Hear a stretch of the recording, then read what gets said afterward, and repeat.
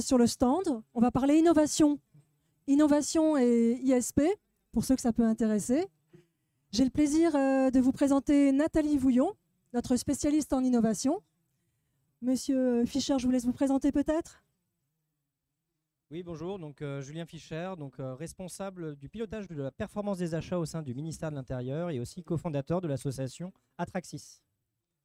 Je voudrais commencer cette intervention en remerciant le commandant Brocardi ainsi que l'ensemble des pompiers de la Fédération.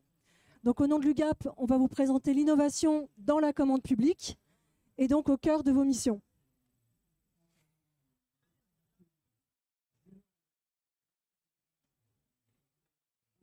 Pour ceux qui ne connaîtraient pas l'UGAP, l'UGAP, c'est la centrale d'achat de l'État et des collectivités, achat et revente. Ce bel établissement existe depuis plus de 50 ans et a largement innové depuis sa création, puisqu'il y a 50 ans, l'UGAP a été créé pour le lancement des écoles, les rentrées scolaires. Donc l'UGAP, c'est un modèle singulier. Singulier pourquoi? Parce qu'il a un modèle exécuté, ce qui veut dire que sur les 3400 marchés actifs qui sont lancés, l'UGAP en assume la pleine responsabilité et également la sécurité juridique. L'UGAP n'a pas cessé d'innover, d'une part parce qu'elle a un réseau de proximité qui accompagne au quotidien ses clients. Je vois quelques représentants d'ailleurs de notre beau réseau, avec 800 conseillers au plus près justement des S10. Nous faisons aussi de la coprescription, notamment avec nos amis pompiers, sur différentes prestations. Nous avons aussi des logiciels. Je crois qu'hier, il y a eu une très très belle présentation avec de la détection de feu, notamment avec de l'intelligence artificielle. Et bien sûr, on aura l'occasion d'y revenir, les prestations d'Atraxis, qui sont aussi des plus innovantes. Donc, quelques chiffres. Je crois que l'UGAP est l'un des établissements qui a le plus de clients à mission publique, avec 22 000 pratiquement établissements, 700 fournisseurs de rang 1. Pour prendre un seul fournisseur, par exemple, sur les logiciels, il y en a 3 000 en fait qui sont derrière. Vous avez donc, comme je vous l'ai dit, 3 250 marchés publics avec plus d'1,4 million de références de produits et services et prestations. Aujourd'hui, sur la commande publique, l'UGAP pèse 6,67 milliards avec la partie énergie. Vous avez ici la ventilation, puisque l'UGAP fait aussi bien du médical, des véhicules, on est en plein dedans, des services, du mobilier, de l'équipement général et bien sûr de l'IT. Je vais rajouter, comme je vous l'ai dit, l'énergie, puisqu'il y a aussi de l'électricité, du gaz, des hydrocarbures, très important aussi pour nos amis S10. Donc voilà en quelques mots la présentation de l'UGAP. Je voudrais au passage, si on parle innovation, une innovation elle n'a pas de valeur si elle n'est pas au service des humains, si elle ne se fait pas en hybridation avec eux. Je crois que l'UGAP innove justement beaucoup aussi de ce côté-là. Et je voudrais en profiter pour remercier, s'ils ne sont pas très loin, nos équipes de recetteurs, puisque justement ces recetteurs qui, excusez-moi l'expression, au cul du camion, c'est le cas de le dire, vérifient la sécurité entre les fournisseurs et vous S10. Donc je voudrais les remercier. Et si Jean-Marie est dans le coin, il part bientôt à la retraite. Donc c'est son dernier concret des pompiers. Donc chapeau bas aux recetteurs et à Jean-Marie. Je vais passer la parole tout de suite à Monsieur Fischer qui va nous présenter Atraxis. Merci pour votre attention. Merci beaucoup. Outre la présentation, c'est plus effectivement de pouvoir... C'est bon ? Revoir un petit peu effectivement sur ce côté, on va dire, de l'innovation. Donc Atraxis est une association effectivement à but donc pouvoir dynamiser, on va dire, dans l'écosystème des services d'incendie de secours, l'innovation et la transformation numérique depuis maintenant 2017. Donc ça fait quand même 7 ans qu'on œuvre à côté des services de secours justement pour ce domaine. Juste pour quelques références quand même, parce que je pense que c'est important, parce qu'il y a énormément de confusion déjà dans les définitions de qu'est-ce que c'est que l'innovation, notamment par rapport au thème d'aujourd'hui lié à la commande publique. Donc il faut savoir quand même que vous avez les définitions qui sont officielles, qui sont données dans le manuel d'Oslo aujourd'hui, et qui permettent justement de définir, on va dire, qu'est-ce qu'une innovation, comment prendre en chose, parce que quelque part, c'est un peu subjectif en fait en fonction des personnes, qu'est-ce que c'est vraiment une innovation. Donc aujourd'hui, nous pouvons considérer qu'une innovation de produit, donc un nouveau produit, un nouveau service qui est détecté, bien entendu, est une innovation. Il y a aussi donc des innovations, donc ce qu'on appelle des innovations de procédés. donc qui permet de mettre en fait une technologie qui sert peut-être déjà dans un autre cas d'usage ou dans un autre secteur d'activité, et on vient le mettre, on va dire, dans sa propre organisation. Après, derrière, on va avoir une innovation, on va dire, d'organisation, qui est là aussi donc c'est-à-dire qu'il y a des matériels qu'on utilise déjà, mais par contre on les utilise différemment. Donc ça aussi, on peut considérer que c'est de l'innovation, on va dire, aujourd'hui. Et enfin, de l'innovation, on va dire, liée à la... donc il me manque, c'est sur la coopération, effectivement, par rapport aux différents acteurs économiques sur lesquels on peut avoir.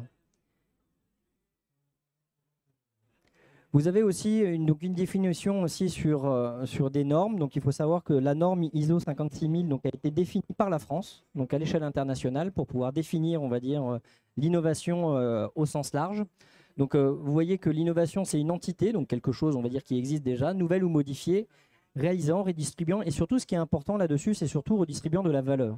Et c'est ça le point vraiment focal qu'il faut avoir à l'esprit quand vous rentrez dans une démarche d'innovation, c'est quelle va être la valeur, on va dire, qui va être générée, donc soit là pour les services d'incendie et de secours, pour l'entité, pour l'organisation, ou on va dire pour les acteurs économiques.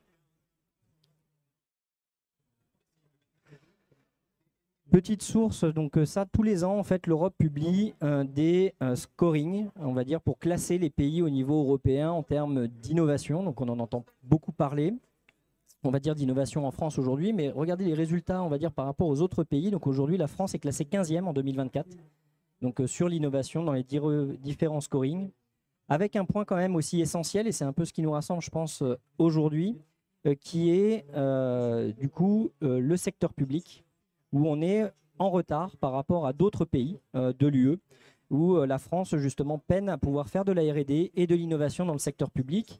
Et ça, c'est des recommandations qui sont effectuées, effectivement, pour pouvoir améliorer les choses, donc à moyen terme.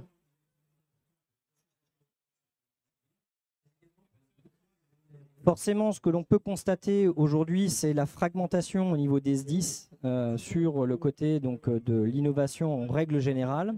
Parce qu'effectivement, quand on parle d'innovation à l'échelle d'un territoire, ce qui est vraiment important pour créer de la valeur, c'est de pouvoir le passer à l'échelle, dont le travail, bien entendu, après et derrière, qui peut être réalisé donc, avec l'UGAP que Nathalie va pouvoir présenter tout à l'heure.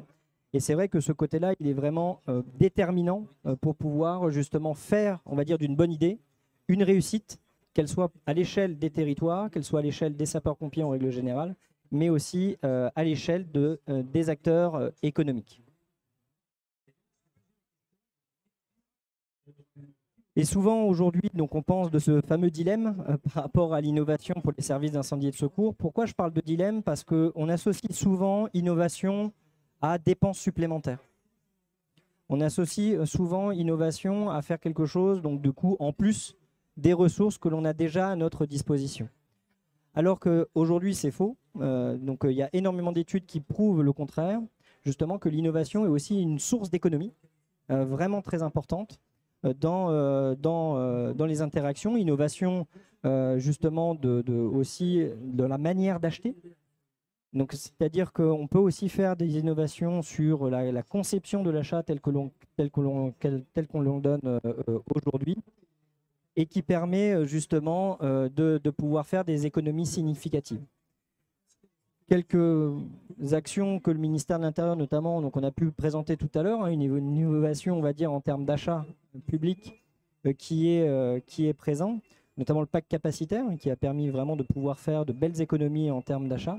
Mais aussi, on voit le développement, on va dire, de technologiques, de certaines innovations qui permet justement de faire évoluer les procédures et les process au sein des organisations, qui sont très significatives en termes de retour sur investissement.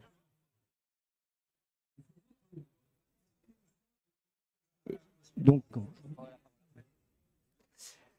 voilà pour ces quelques éléments, on va dire, déjà de remise à plat, on va dire, de l'innovation telle qu'elle est. C'est pas subjectif, c'est pas forcément une nouvelle technologie qui arrive et qui va tout bouleverser, des innovations de rupture. C'est des choses beaucoup plus simples qui existent, des petits ajustements qui peuvent nous permettre justement d'avancer. Peut-être avant de passer la parole à Nathalie, est-ce que vous voulez nous en dire plus sur Atraxis, sur le rôle que vous jouez et voilà, le rôle qu'a l'UGAP aussi auprès de vous? Aujourd'hui, donc, avec l'association, effectivement, donc, nous avons créé un écosystème, on va dire, d'entreprises, on va dire, innovantes, qui, bien entendu, les membres d'Atraxis sont à la fois ces entreprises et aussi des services d'incendie et de secours. Donc, c'est leur association. Et cette association permet des rencontres, des lieux d'échange pour pouvoir mieux se connaître, pour pouvoir mieux connaître aussi, on va dire, les technologies qui existent, on va dire, dans le paysage, on va dire, de notre pays. Ouais. Donc ça, c'est vraiment important. Et du coup, le rôle de l'UGAP, on va dire qu'il y a avec ce lien, forcément, c'est de pouvoir justement aller plus loin. Si des SDIS sont intéressés, pouvoir utiliser les vecteurs, notamment de l'UGAP, pour pouvoir acheter sereinement, on va dire, ce type de solution pour pouvoir le déployer à l'ensemble des services d'incendie et de secours. Il y a un lien aussi forcément avec la French Tech, donc ça sera une belle transition avec Nathalie, puisque vous êtes entre deux Nathalie. Voilà. Donc on va passer la parole à Nathalie, effectivement, pour vous parler innovation au sein de l'UGAP. Et on va essayer de te faire dérouler aussi les slides. Merci Nathalie. Bonjour à tous. Donc, mon rôle aujourd'hui, c'est de vous expliquer un petit peu ce qu'on fait en termes d'innovation à l'UGAP. Je vais commencer par des chiffres. Alors, je ne vais pas vous abreuver avec 36 chiffres. Le premier, Nathalie a déjà commencé à en parler tout à l'heure, c'est notre chiffre d'affaires. Donc qui est de 6,7 milliards comptant effectivement les marchés d'énergie. Et puis le deuxième à retenir, c'est le montant des achats innovants qu'on dédie chaque année. Donc là en 2023, on avait 3% des montants des achats qui étaient réservés aux achats innovants. Alors juste voilà pour vous dire un petit peu la répartition sur les univers marchés. Le premier univers marché où vous allez trouver l'innovation, sans surprise, c'est l'informatique. Pourquoi? Parce que dans le marché de l'IT, on a le marché du software, où là, on a plus de 50% des éditeurs de logiciels qui sont innovants, qui sont des TPE, des startups, mais aussi des fois des grands groupes qui proposent des solutions innovantes. Ensuite, vous allez retrouver la santé. La santé, c'est assez historique. Pourquoi? Parce que c'est des marchés qui sont très spécifiques techniquement, où là, vous allez avoir des petites startups, des petites PME qui vont pouvoir plus facilement se positionner sur les marchés. Et puis en dernier, les véhicules, et notamment le segment incendie et secours. C'est aussi notre raison d'être aujourd'hui, où vous allez retrouver les drones, vous allez retrouver les robots, et donc qui représentent aussi un fort axe d'achat innovant de notre côté. Alors comment on fait, techniquement, comment on fait pour arriver à ces 158 millions d'achats innovants? On a deux leviers à l'UGAP. Le premier levier, et je tiens vraiment à les mettre en avant, ce sont les acheteurs. Pourquoi? Parce qu'on a à peu près à l'UGAP 70 acheteurs qui sont experts dans leur domaine et qui vont en amont du montage de leurs appels d'offres, que ce soit de nouveaux appels d'offres, du renouvellement ou de nouveaux montages d'appels d'offres, qui vont regarder ce qui se passe dans l'univers concurrentiel, qui vont faire des études technologiques, techniques, pour voir ce qui existe sur le marché et ce qui pourrait répondre à nos clients. Est-ce qu'on peut prendre un exemple avec le dernier exosquelette? Avec les exosquelettes, effectivement, qui sont sur la direction santé. Alors, je ne donnerai pas le nom, mais voilà, où on est déjà même presque, on va bientôt arriver au renouvellement, je pense, du marché. Donc, ça fait déjà un petit moment qu'on est positionné, qu'on essaie de voir voilà, comment on peut faire évoluer ce marché. Avec des robots terrestres aussi, un renouvellement de marché qui vient d'arriver et qui a été obtenu par une petite start-up. Donc, comme quoi, c'est possible. Hein, on peut être une petite start-up et remporter un appel d'offres à l'UGAP. L'un ne va pas sans l'autre. Et française en plus, voilà, de surcroît, encore mieux. Donc voilà, mais tout ça, c'est lié aussi à une stratégie qu'on a à l'UGAP, une stratégie d'accompagnement, parce que vous le comprendrez bien, pour ceux qui sont déjà un peu frottés au marché public, quand on voit une solution innovante, si on n'a pas rencontré un acheteur au préalable, si on ne connaît pas son environnement, il y a très peu de chances qu'on se retrouve en tout cas dans une procédure d'appel d'offres et qu'on y réponde. Donc le gros enjeu quand on est une petite société, une petite entreprise innovante, c'est de pouvoir rencontrer les acheteurs en amont. Et là, ça fait l'objet de notre deuxième levier, du coup, qui est l'accompagnement des startups. Donc on a depuis déjà un certain nombre d'années, je crois que c'est 2016, on a un partenariat avec la French Tech, depuis 4 ans avec Atraxis. Et pour nous, l'objectif, c'est de rencontrer l'écosystème startup, et d'une, pour les faire évoluer sur le monde de la commande publique, parce que c'est un monde. Et ce qu'on entend souvent, c'est que la commande publique, c'est compliqué, qu'ils n'osent pas se positionner. Et si on veut avoir ces startups sur nos marchés, si on veut pouvoir leur proposer des marchés, il faut qu'ils en aient connaissance et qu'ils comprennent le fonctionnement. Donc la première chose qu'on fait, et quand je dis on, c'est vraiment sur tout l'UGAP, hein, on le fait au niveau de la région parisienne, mais c'est aussi des actions que vous allez retrouver sur tous les départements, en tout cas tous les territoires couverts par l'UGAP. où on va avoir 2 actions principales.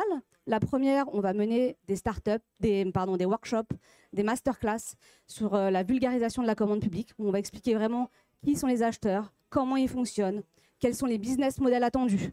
L'idée pour nous, c'est vraiment au plus tôt de pouvoir échanger avec les startups pour qu'elles puissent se sensibiliser et qu'elles puissent se positionner.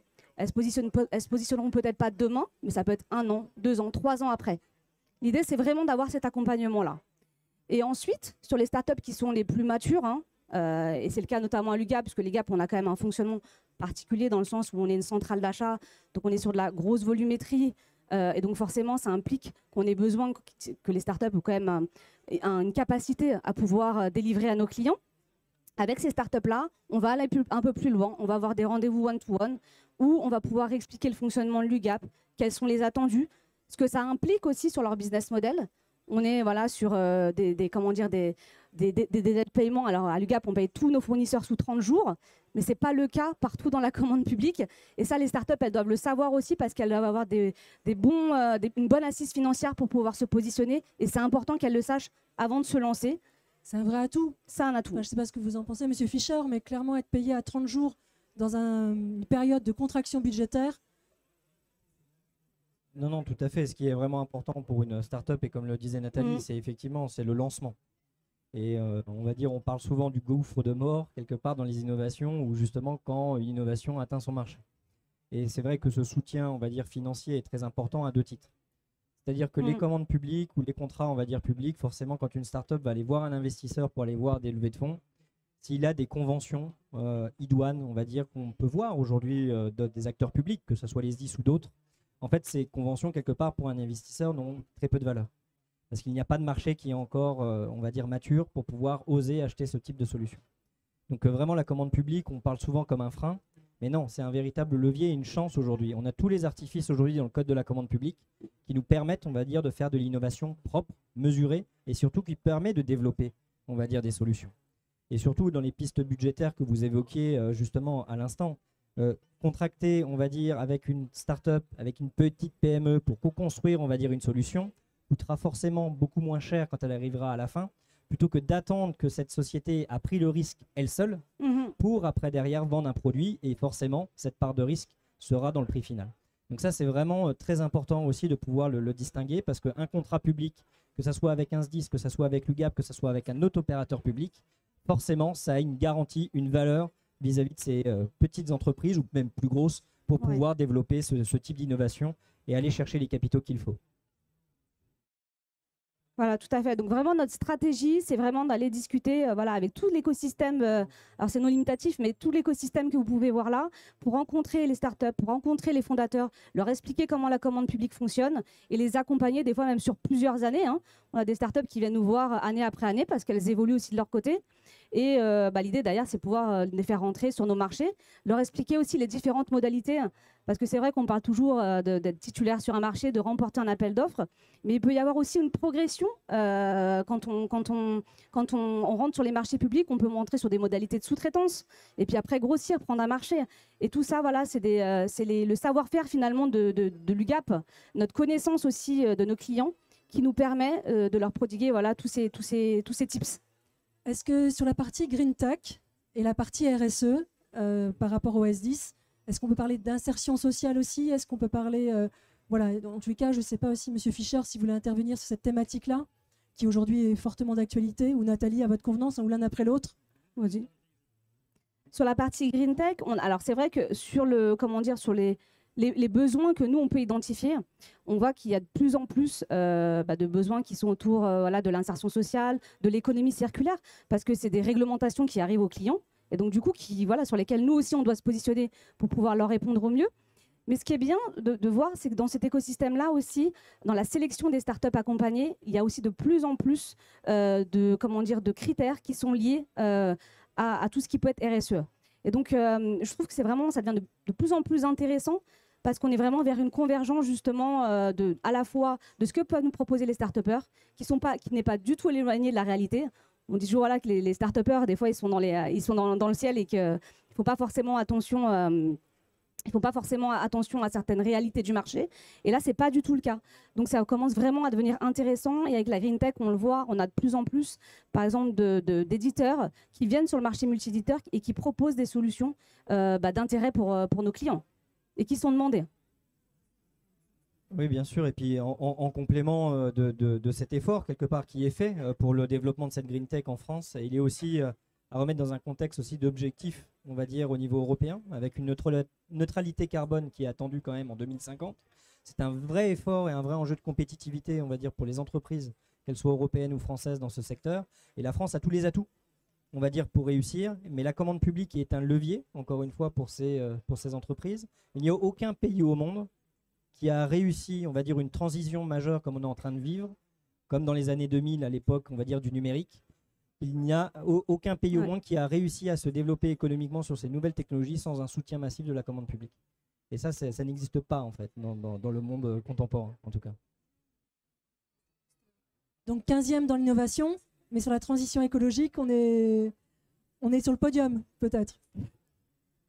Je n'aurai pas les chiffres en tête, on va dire, donc je ne voudrais pas dire de bêtises là-dessus, mais en tout cas, on a une Green Tech aujourd'hui qui est quand même très développée en France, qui a vraiment ce souci, on va dire, de pouvoir faire une économie des ressources aussi à travers, on va dire, ces nouveaux modèles. Vous savez que l'énergie aussi va être quelque chose de très important à l'avenir par rapport à cette transition numérique, par rapport à cette transition écologique qu'on est en train de vivre, parce que les nouveaux modèles, notamment d'intelligence artificielle, etc., on sait très bien que c'est très gourmand, on va dire, en termes d'énergie, et il faudra trouver des solutions pour pouvoir y pallier.